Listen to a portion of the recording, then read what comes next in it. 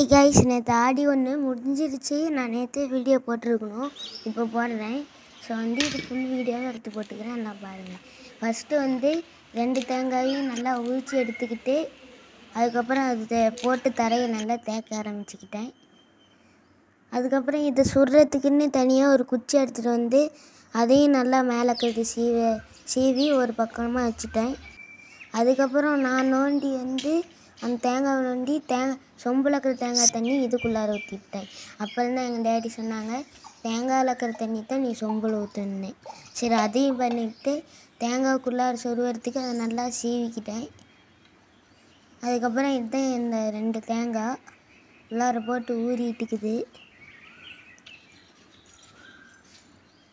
So நல்லா தேய்ச்சிக்கிட்டேன். அதுக்கப்புறம் இதுதான் இந்த தேங்காய்க்குள்ளே போட்ட எல்லாமே, ஸ்க்ரூ ட்ரைவர் தவிர. ஸோ இதெல்லாம் போட்டோம். இப்போ பொட்டு வச்சுட்டு மஞ்சள்லாம் பூசி பொட்டு வச்சுருக்கிறேன். பொட்டு வச்சதுக்கப்புறம் இங்கே குச்சிக்கு வச்சிடலாம். ஸோ அடுத்தது என்னென்னா, நாம் தேங்காவை சுடுறது தான்.